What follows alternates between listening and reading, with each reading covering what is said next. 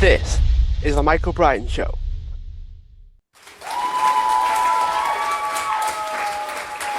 Hi everyone, welcome back to the show. And today I'm joined with Terry Lyons, who's a very interesting figure in the sport industry. So he was an intern at the NBA and worked his way all the way through to the vice president of international communications, and he's carried that through all the way through the dream team with Magic Johnson, Larry Bird, etc. And now he co-founds Pivot TV Media, which is a marketing PR based company in the sport world. So Terry, thanks so much for joining me. Yeah, thank you. I look forward to our time together. So I'm really curious about what it was like for you at the NBA. Reason being is if we go back far enough, it was before TV and marketing was really a thing. So I'm curious as to what it was like for you. You're absolutely correct. It was on the job training, and when I joined the NBA I think it was December 1980, I walked into an office without computers, broken typewriter ribbons at the old, used typewriters. Cable television was somewhat in its infancy here in the States. And it was a league that was being criticized from every angle.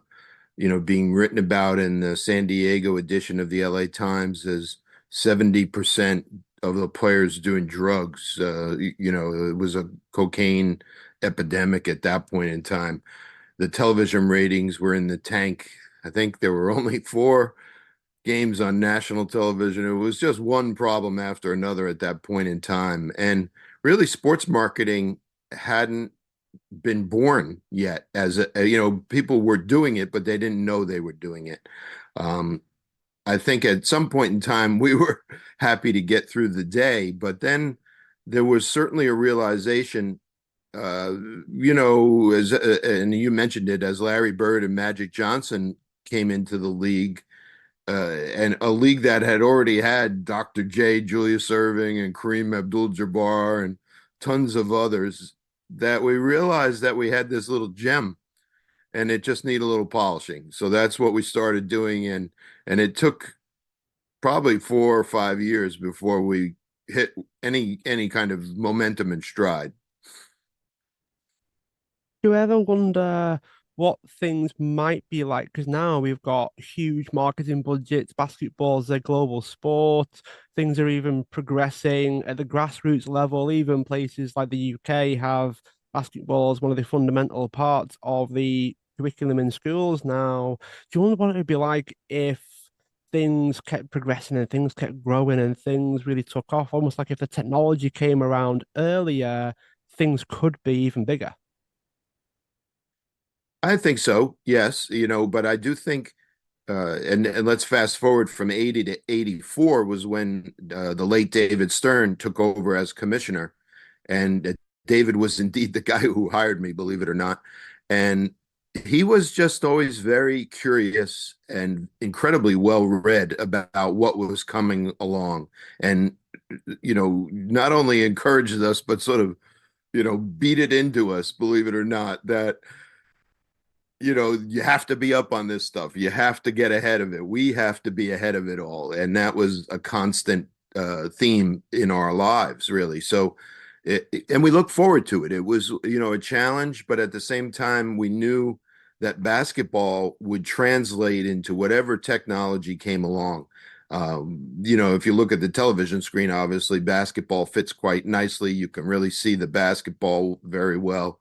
You could get those tight shots and see the sweat pouring off the players' faces, so you know how hard they're playing, and so on. So, we knew we had this little gem, and the timing was exquisite for my career specifically. But just at that point in time, it was a great time to take advantage of things. And I'll tell you one quick story in that in the early years, there was a person who eventually became the head of broadcasting, and I can't think of his title off the top of my head, but Andrea Bassani of the EuroLeague basketball, was the son of a TWA airline pilot.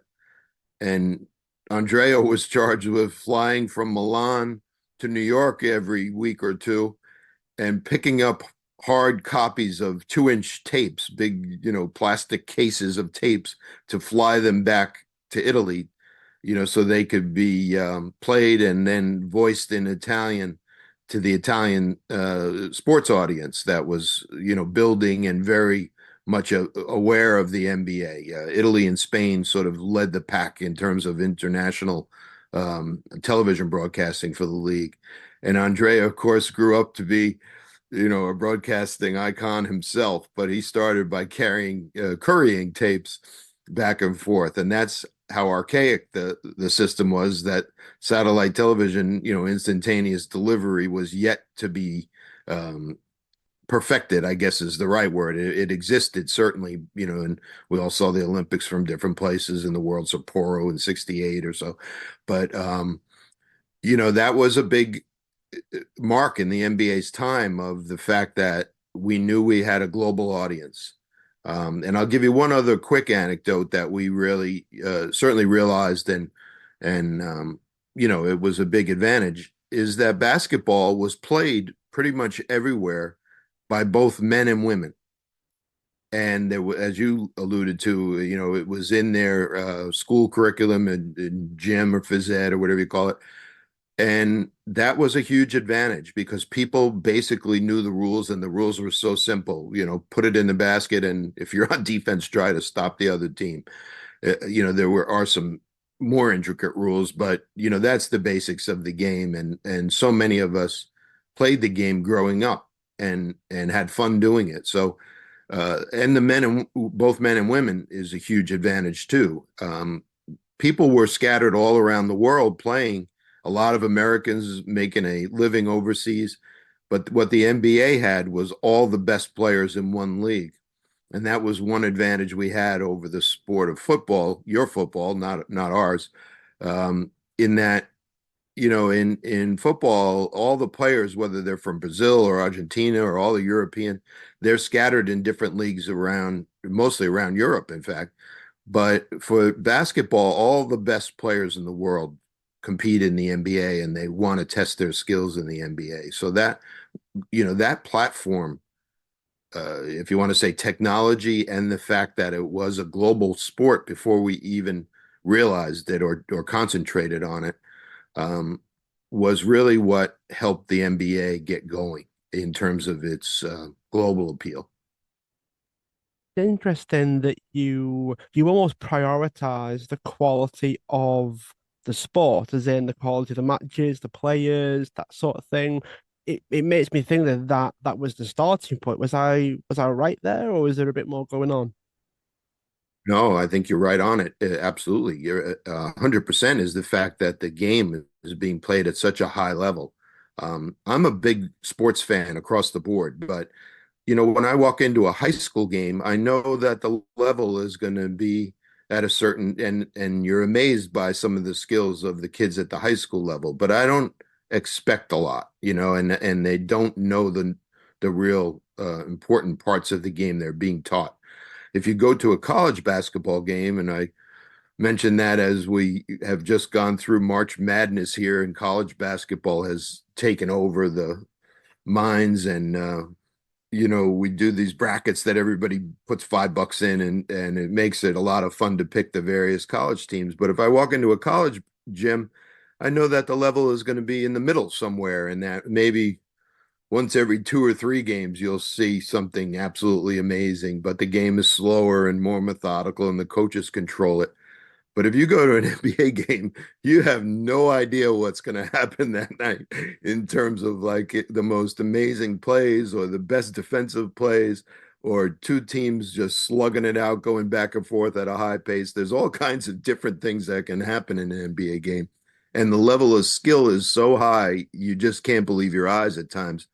And I'll give you one quick anecdote. One of the things that we often struggled with actually was when we switched to the international rules in the international game with, usually 12 of our best players.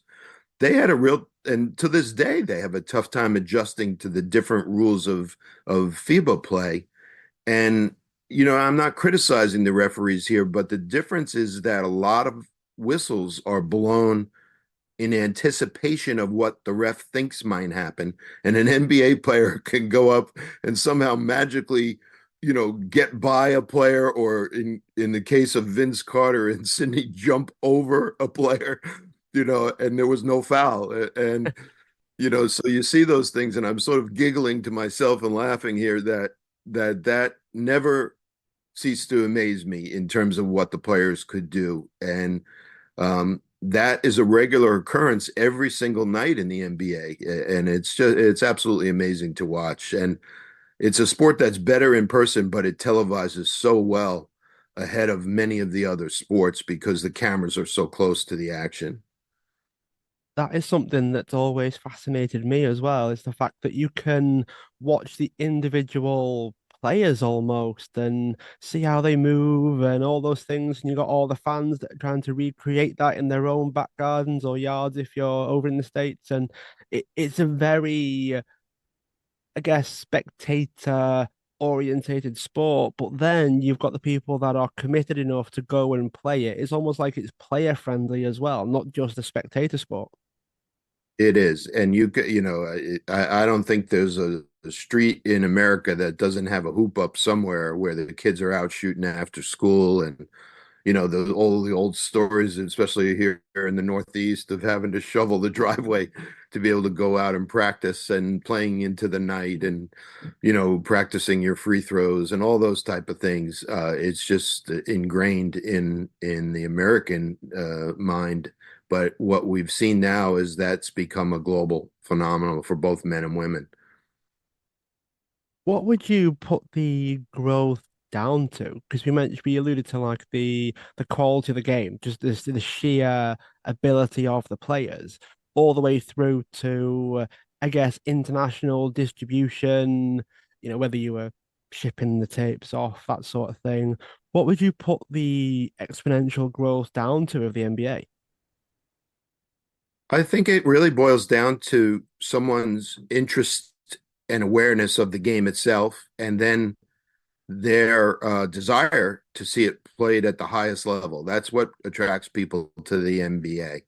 I think uh, in the arenas itself, and this is something really that occurred at the same exact time frame we're talking about, call it 1984 to the present day.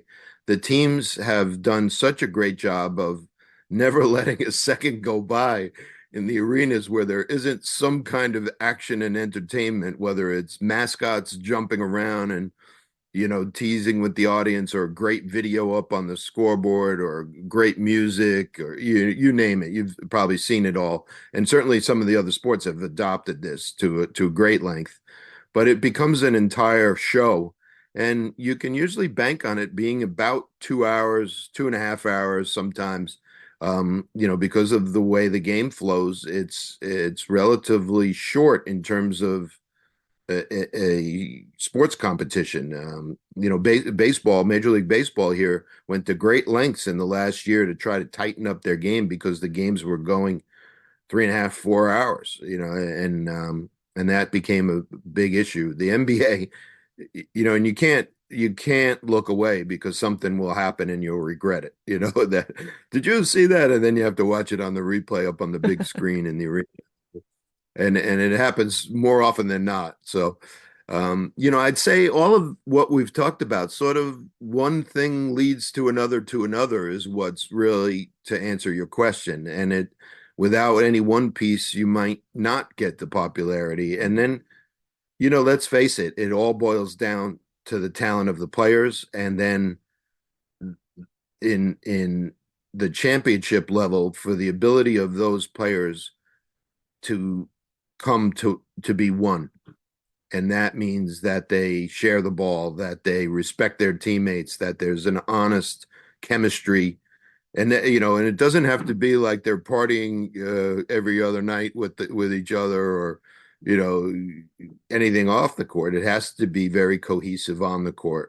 We're seeing that right now with an amazing chemistry going on with the University of Connecticut men's team.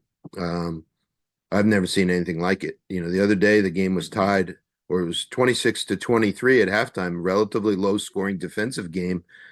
And the next thing we knew, Connecticut was up by 30 points because of their cohesion. And, they just did everything right. Held the team to one shot, hit the rebounds, moved out on the fast break, hit their open shots, doing all those basic things, and we tag it with a little phrase called playing the right way. It's so simple. It's really a simple sport. So that all came together quite nicely, for the NBA and for basketball itself. And I don't speak of that just of the US. I think it really translated around the world. What I'm really kind of stuck on is this idea of if one of the pieces didn't happen, i.e., the puzzle didn't necessarily fit, then you might not necessarily have had the popularity of the NBA all around the world. And it's making me wonder, what are those pieces, Terry? If you could Yeah. maybe arrange them in a particular way, what would the pieces be?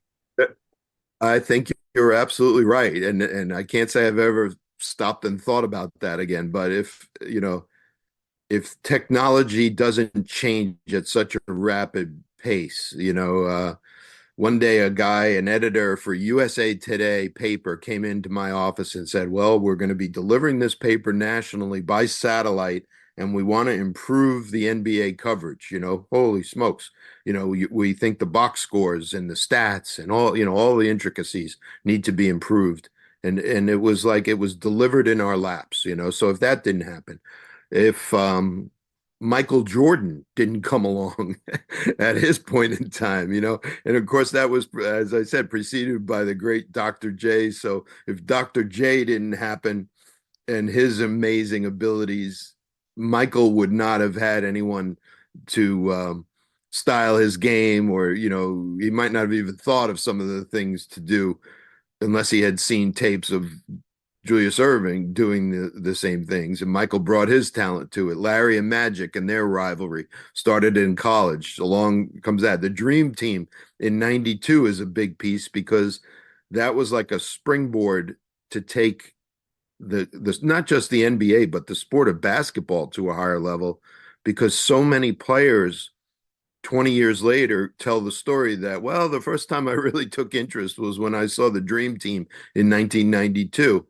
And then along comes Dirk Nowitzki out of Germany. Along comes Tony Parker out of France with an MVP. The Spurs themselves were an international delight. Manu Ginobili from Argentina. Another big piece that came along, and I just couldn't believe it because we had helped the Chinese team train in about 1985, and then along comes Yao Ming, the first pick of the draft and one of the most popular players. And if you stop and think about it, he probably, um, brought more people to the sport of basketball than any other human being, and he was such a wonderful, likable, authentic guy that he was adopted so quickly, in town like Houston, Texas. So all these things come along, and then it was like all of that was the foundation to what has occurred today, and LeBron James being the all-time leading scorer, and the following, the sad story now of Kobe Bryant was doing things that we couldn't believe, and his life was taken so suddenly and terribly a few years back. And what's next is always the next question, because that's the amazing thing that we all know, and it's for every sport. There's always somebody that's going to be better. How can somebody be better than Michael Jordan? Well, LeBron James has tested that theory. It's certainly going to happen again. How can someone be better than some of the great women's players? And along comes Caitlin Clark out of Iowa, right? The middle of nowhere, USA. And she has captured the Yeah. American audience, not just sports. You're talking record numbers of television viewers to watch women's basketball. Absolutely incredible. So it's sort of this huge arc that goes somewhat straight up. Every now and then there's a little dip and something happens that derails it. But it's just in my lifetime, it has been an amazing arrow straight up for the sport of basketball. is there like a usual pattern before things tend to take off? Because I wonder if technology or AI or robots, for instance, I'm just picturing robots playing basketball, Terry is kind of where my head's picturing. But what would Yeah, it take for stuff like that to take off again? I think it occurs naturally. Yeah, and again with the foundation of what we just spoke about, that lays the foundation for whatever is next and whatever technology changes things. There's it was largely David Stern's dream, no matter what the delivery was, that more and more people would feel like they're sitting at courtside at a game. That was always his dream to get. There's an amazing adrenaline. If you're sitting courtside at an NBA game and you go home after the game, you're not going to go sleep for like 2 or 3 hours because of the amount of energy. And that has nothing to do with the audience behind you. It's just incredible. And now, if you're 10 rows up, the experience is amazing. If you're 20 rows up, it diminishes a little bit, and if you're in the upper deck, a lot of times you're watching the big screen. If you're at home, you get this incredible, consistent delivery with high definition. That was the next thing at one point in time. Oh wow, look at this! And we put the two screens side by side to see the difference in how much depth there was, and how the lighting matters. So there was a lot of attention in NBA arenas about how the game would be lit, and it's very different than the other sports, because it's such a tight playing surface, really. It's not, if you look at a baseball field, it's very difficult to light it evenly. American football, tough. Some of the broadcasts I see from the Premier League, there's just dark spots in different places, and the sport of basketball has that advantage of and state of the art arenas too. We've left that out. That in the time frame of 1980 to let's call it 2000, not even 2024, there was this amazing rebuilding of sports arenas, mostly indoor arenas around the United States. And, cities felt like they almost had to do it, but they aren't just basketball facilities, they're town halls for concerts and kids shows and ice hockey, maybe, or, you name it. Just rock shows along that come through, and they need that state of the art sound system to be, what people are expecting now. So the boom in building, which in the UK you have in the O2 Arena, as the NBA went out and started playing games around the world, one of the biggest issues was, okay, where can we play? And we played at the Wembley Arena in '93. It was a pretty old place there, and we had a great game there, though. We had a lot of fun, and played in buildings that were built in Mexico City, a building that was built for the '68 Olympics, and so on. But along comes the O2 Arena in London, state of the art. The couple building in Saitama, Japan, that amazed us. It was multifunctional. The grass for soccer came in and out, which I think is now becoming a norm for some arenas and stadiums, where you can slide the grass out so it catches the sun and then bring it back in for a rainy day or a terrible day, or in the heat, down in Phoenix, Arizona, whatever. They need the indoor arenas because it's just too hot out in the summer. So all these great, call that technology too, certainly. All of that comes together to put this incredible platform out there. And if you work at a league, that's the stuff you worry about. If you work at a team, you have to worry about selling tickets to tonight's game and then putting on a world-class event at 7:30 tonight. And oh, by the way, you get to do it, Saturday night as well. And oh, after that, your team's going to travel for 3 games, but there's going to be a rock show, a hockey game, so the arena people are dealing with it. It's absolutely amazing when you stop and think about it. Yeah, it is, and it's wondering like where it'll actually go. You mentioned some of the stadiums actually have to adjust their lighting or add lighting to help with TV, I guess, or being able to follow the sport. That's something I've never really thought about before. The fact that how you, I guess, engineer the stadiums for things like public consumption. It's incredibly important, and there are different theories on it, actually. You know, that a couple of the buildings in the NBA do this theatrical lighting where the lights drop off right in the first row of the stands, and it's almost like the game is put up on a pedestal or whatever. And others are it's just great even lighting throughout. And and of course with the television cameras and the technology that's improved, not only HD, but some of the cameras, zoom in, super slow-mo, you name it, the recording devices in the trucks doing the games, all of that fits together for a broadcast, which really, when you think about it, is the single most important thing in terms of a sport's popularity, is the ability to put on a very, very good broadcast to the fans. And for the NBA, that's now any game that takes place is potentially going out to some, 200 countries and territories of the US, every other night, and not just the big games. That can happen on a weekly basis. What would be your, I guess if you could have a top three or top five lessons that you learned and took from the NBA. So you've had a fairly long career with the NBA, so this might be difficult to fully break down, Terry, but what would be your lessons that you took from all of that? One is sort of a joke. I'll say, I'll preface it by saying that he's now commissioner of the NHL hockey, but Gary Bettman once said, "Never miss an opportunity to keep your mouth shut." And that meant like don't extend yourself too far in terms of what you're going to say in a controversial situation. And it was okay to say, well, I don't know, but let me find out for you. That was one of the golden rules we had of public relations when you got, sort of caught in the middle of something. But the other was sort of, it's not the opposite of that because it comes in tune with it actually, is to tell the truth. you know, like you get answered a question, give the person a good answer and tell the truth. And David Stern made a living out of that.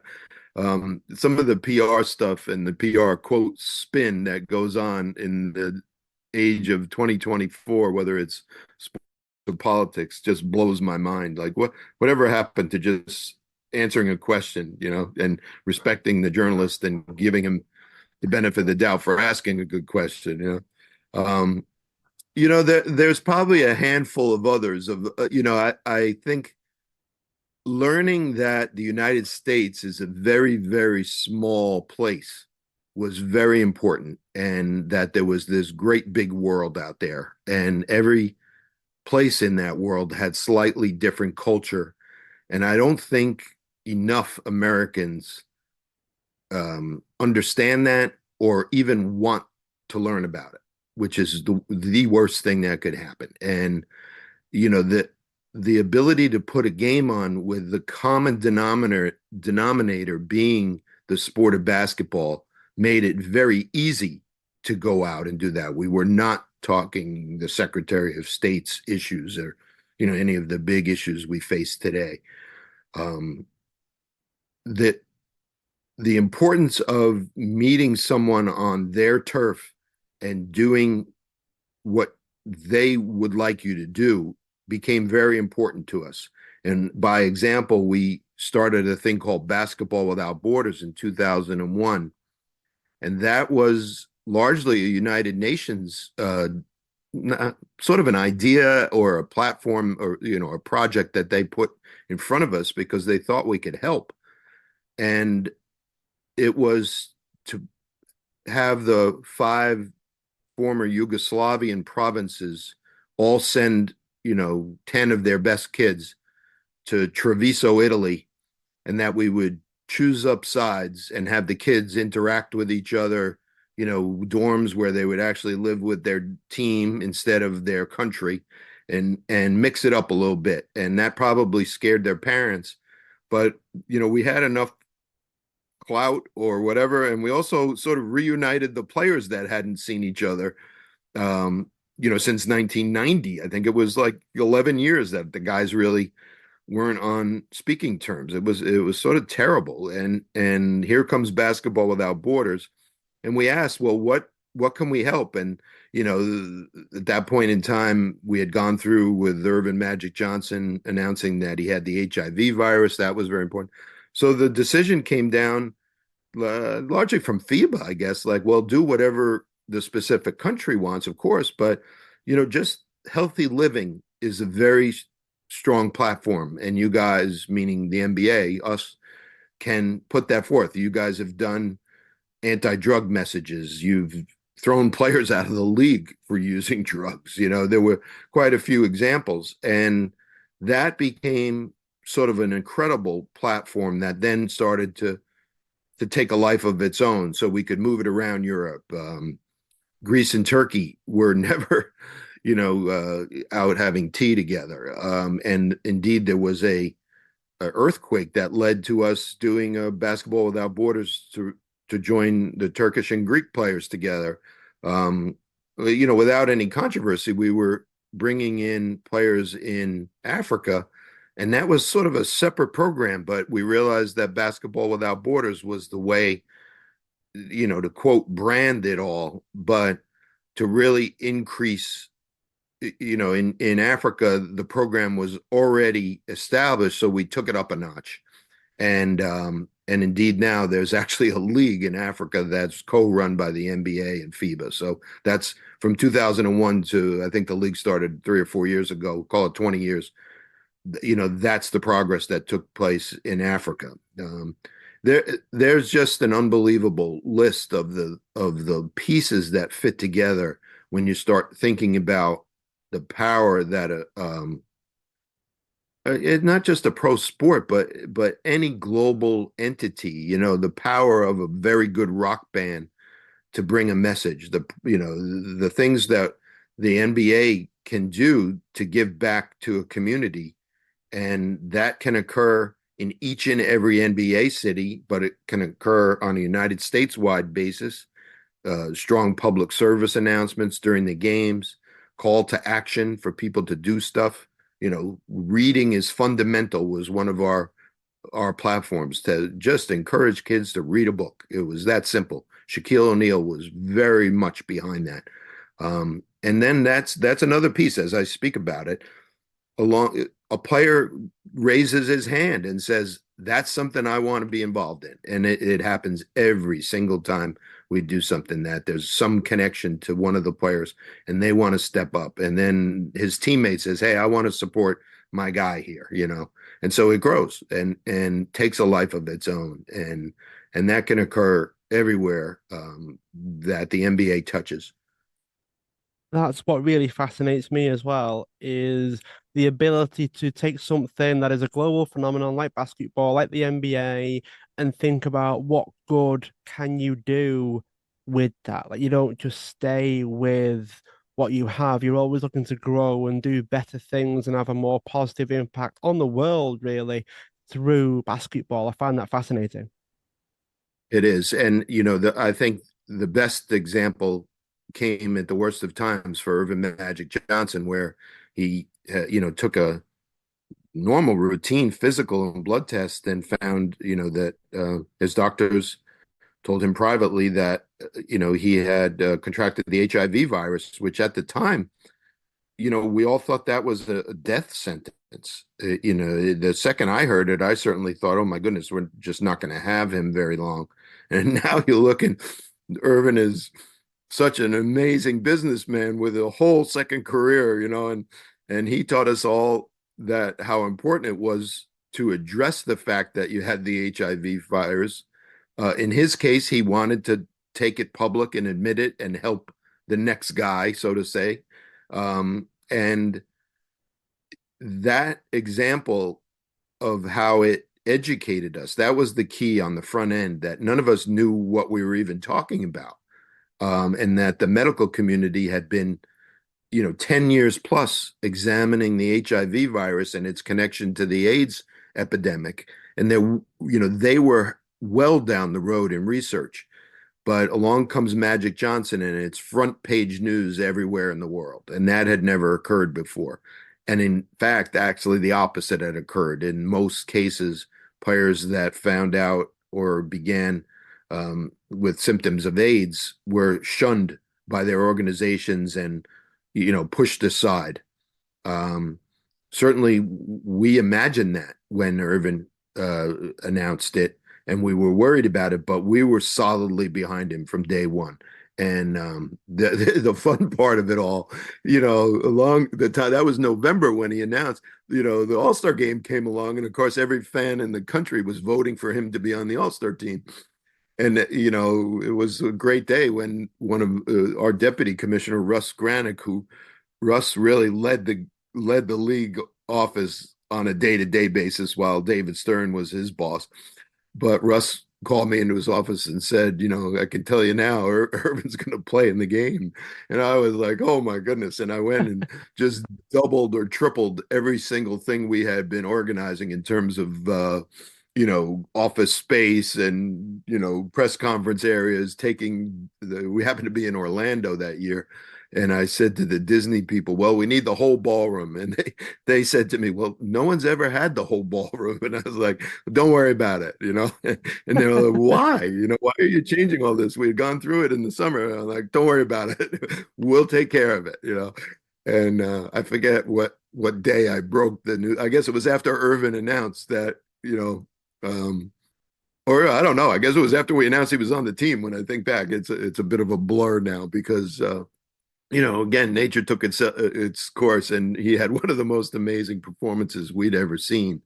And then, oh, guess what? By the way, that was February. Irvin's going to be on the dream team. Holy smokes! So now we're dealing with the entire situation on a global basis. And by that point in time, everybody was like, "Hey, it's okay, okay." Now we have a better understanding. And it was there was no issue whatsoever. It might have been one or a player speaking, an uninformed player or ill-informed player, whatever you want to call it, might have said something, that then we could have a team doctor explain to that player what the truth was. And Irvin embraced it, and off we went to Barcelona with him leading the charge, and still speaking on behalf of, hey, this happened to me, it can happen to anyone, and that was an amazing message going out, and that was 1992. This might be a strange little pivot, Terry, but why did Sure. golf come along?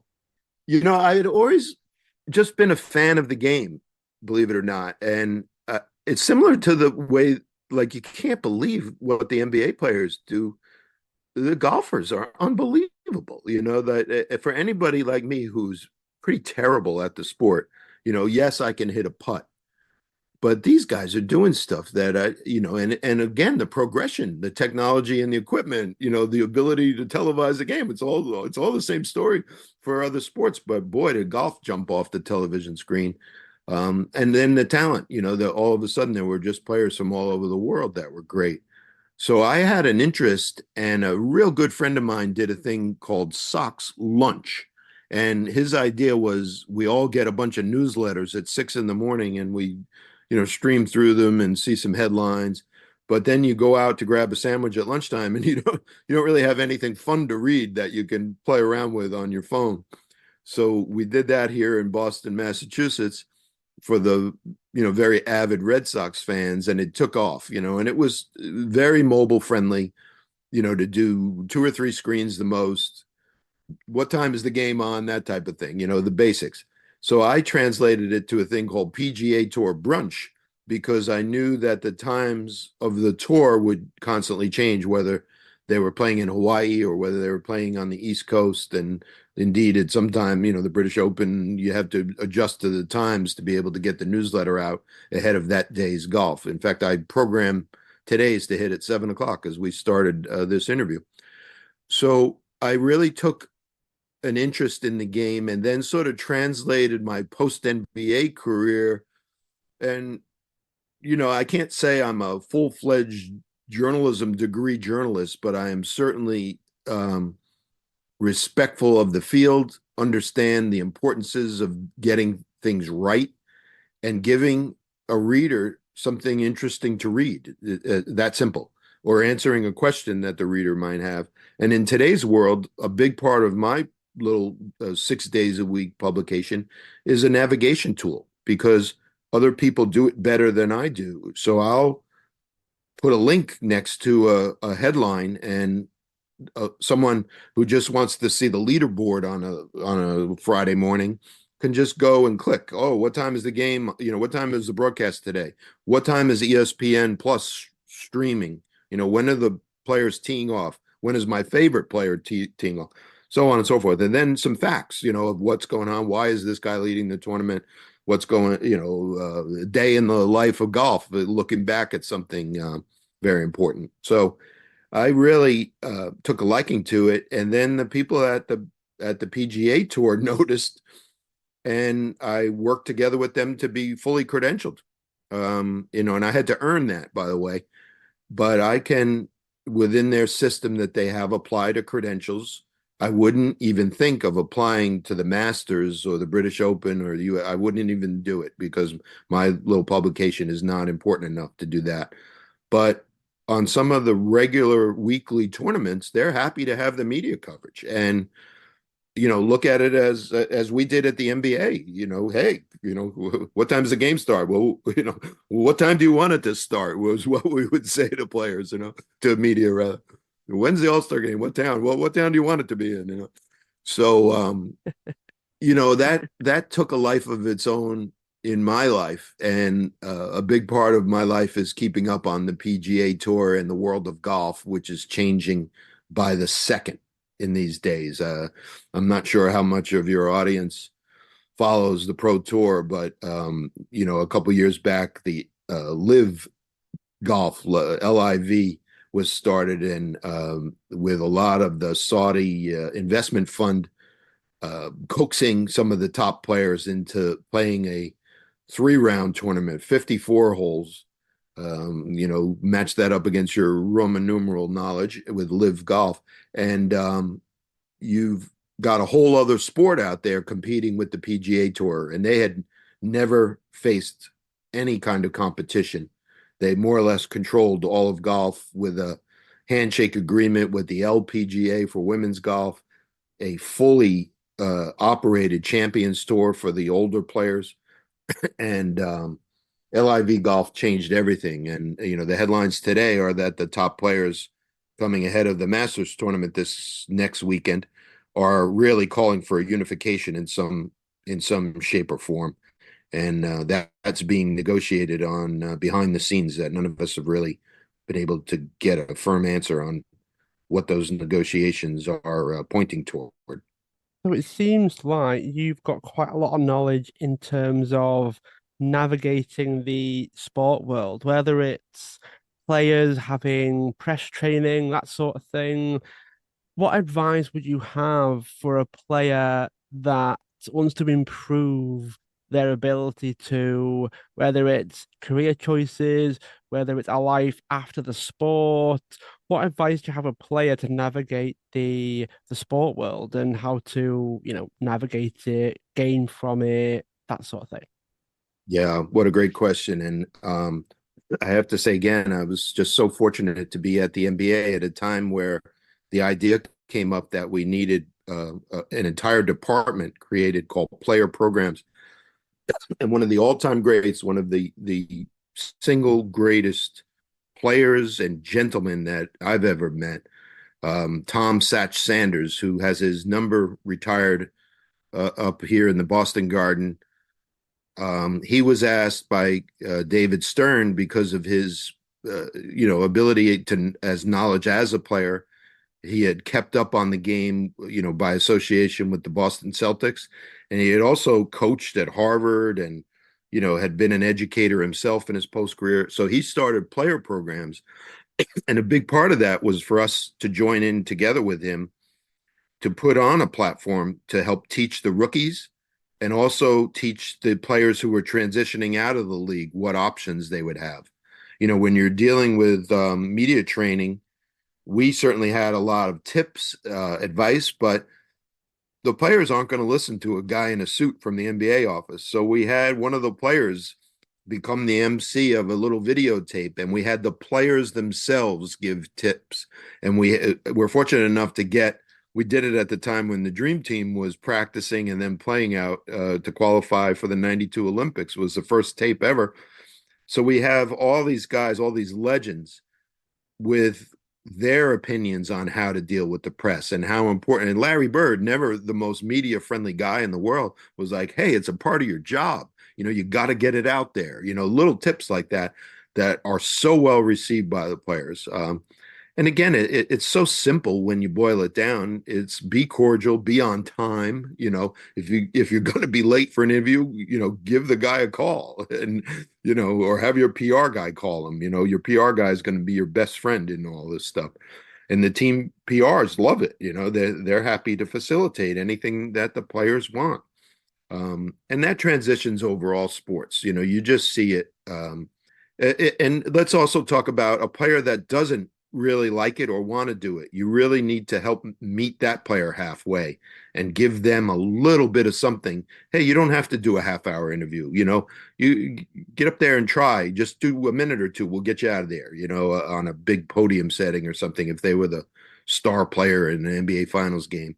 You have to work with the players. And some players want to do it their way. They have a routine. Well, you got to meet them halfway. You can't. You have to be flexible, I guess, is the key.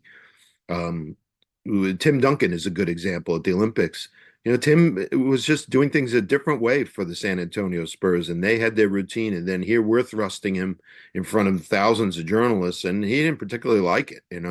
So we met him halfway, and it took me like 4 years to figure it out. Believe it or not, it was a whole qualifying to the next Olympics, and we went one extreme to the other, actually, because he was one of the more difficult guys to deal with. But then toward the tail end of his career, you can't necessarily be friends with all the players when you're in a league office situation. But somehow or another, I became friends with Tim Duncan over this whole situation.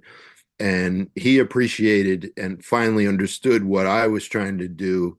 And he learned a lot through it and just became a little bit better at dealing with the media. And then one thing we learned through Tim was, he was great at that with kids.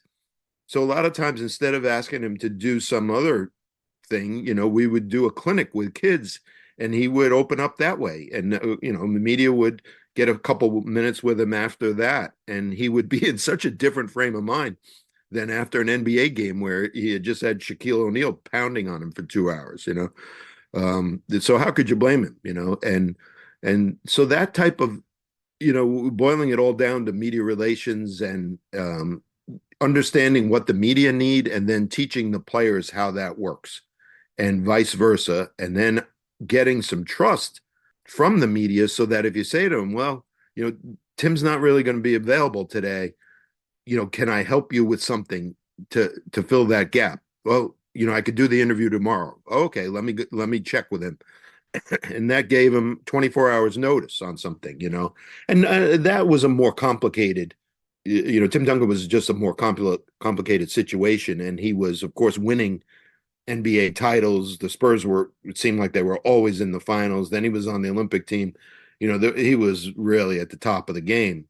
The average guy is more day to day, and the nuances of the NBA schedule are difficult. Every day you're meeting with the media after you shoot around at 10 in the morning, and then at 6 o'clock when you arrive, and then after the game, they're right in your face if you were the guy that threw the bad pass that cost the team the game. And you have to, we taught the players, you have to face the music, and you can't do interviews only when things are going well, because you'll just totally lose respect. You have to face the music when you've had a bad game, or in the worst case, if you've cost your team a game. You sort of owe it, not, you owe it to yourself, really, but you owe it to your teammates to go out there and accept that loss. And, guess what? There's another game on the schedule the next day in most cases, unless it's the last game of the NBA Finals. So we all learned a lot, and Satch Sanders headed that up for us at the league office. And he, they did it with financial advice for how to deal with very difficult family situations, how to deal with the travel, you name it, anything that would come along.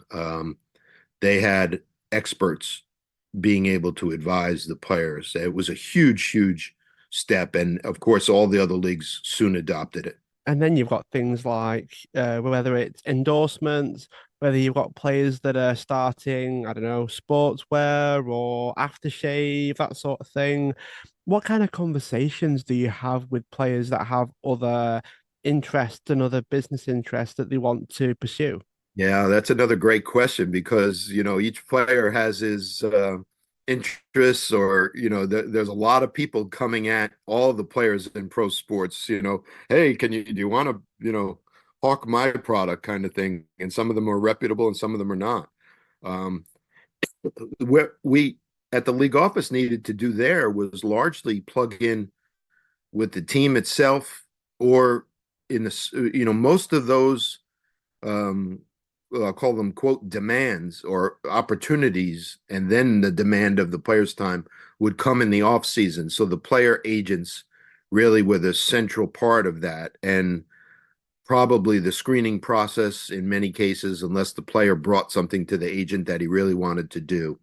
Um, a bit of a complicated situation when it intersected with when we had the national team training or summer league for the younger players, some things where there's just not enough time in the day. But, you know, a big part of the success and awareness, the increase in awareness were the players being featured in television commercials or marketing campaigns for some of the biggest companies, and some of them were teed up by the NBA, and some of them were, that the players themselves um, were able to secure. So, there was just constant give and take, and the players often showed how amazing they were by their ability to transition and do television spots. Or in the guy Ray Allen comes to mind.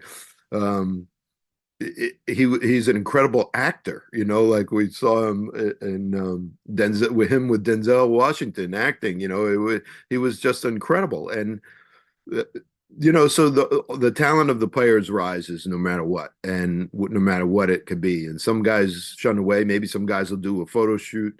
I've heard Magic Johnson say to one of my best friends, Andy Bernstein, the great photographer, okay, you got 2 frames. It, a regular model would give the guy 3 hours, and to Andy, he was under the pressure of getting it done with two shots, and guess what? He came through, and then he taught Irvin little by little. Well, you need a little bit more to look good, and so then they started meeting each other halfway too. But in some cases, hey, you only got 15 minutes. It's just a fact of life, and going back to one of your other questions of the things that we learned is you better be prepared and you better pay attention to detail, and be ready to pivot and shift in case of a problem, and know what the issues are before you walk into it. It's almost like knowing the answers to a question before you start the meeting. Yeah, it's almost like you need to do the best that you can, but then you mentioned being flexible and being adaptable as well. Do you have any particular stories of that? It could be players, it could be within the company itself, where you've got to prepare as much as you can, but then something happens that causes you to think on your feet. I have a great one, but it's somewhat, wide ranging or maybe even vague. But what we realized, keep in mind that the front end of my career, we were just going and going and going. 20 hours a day, go get some sleep, come back to work. There was never an end to it, and that's largely because we just didn't have enough staff. We needed more human resources. But one of the things as we got along, let's say, going into the late 80s, we realized that we were what a management um, professor would call a mixed matrix management. And that translates to whatever one department does, there's a very good chance it's going to affect another department. And indeed, every single thing that's done department by department is probably going to have an effect on the game. And so we used to draw this big circle on the, meeting room light boards or whatever you call them, and put the game in the middle of it, and then show all the interaction that was going around that game. And so we all had to learn to very much respect the four lines of the court and the time that the players needed around that, both before the game and after the game, and to never really have an effect on the game itself. And that meant also, you know, if the team is doing shoot around in the morning from 10 to 11, you better damn well make sure you haven't arranged something for the player to do during that time, because quite frankly, the answer is going to be no, that they can't do it. So you might as well think ahead, plan ahead, and work together. And that was a big issue with some of the marketing demands that were coming along. And sort of the example that I would set that, I would pick the McDonald's would send a film crew in to do a commercial and expect 7 hours on a game day. Come on, that's just not going to happen. And so you had to teach. Okay, we got to find a day when this team has 4 days off if you have to do it. In season, or can we schedule this in the off season when. And then of course they would try to schedule it in May, and the team would make the playoffs. Well, guess what? The off season means probably August. Oh, then the team made player made the Olympic team. so it was a never ending battle. And the lesson though was the fact that whatever you did certainly had an effect on someone else, whether it be their job or the sport itself. And you better think that through. Well, that is one heck of a way to finish, Terry. I've really enjoyed this conversation. It's been fantastic. If people listening want to find out more about you, whether it be your marketing company, those sorts of things, how can people connect with you? Well, the best way, if they're fans of the Pro Golf Tour, they can go to pgatourbrunch.com, and they would enjoy a 6 day a week e-newsletter, pretty short and sweet for your mobile. For business, it's Pivot TV Media, and that's with an extra T in there for the phrase "over the top," which has become the popular buzzword here for streaming TV. So it's PIVOTTV and that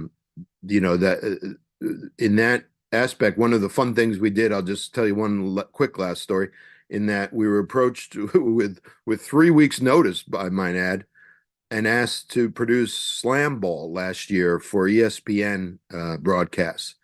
And me and my partner, who's an expert in the television distribution world, certainly, but also in production, we were able to pull it off with 3 weeks notice and do, I forget, it was some 40 games that were thankfully all staged in one location, which made it possible. And that was in Las Vegas last summer.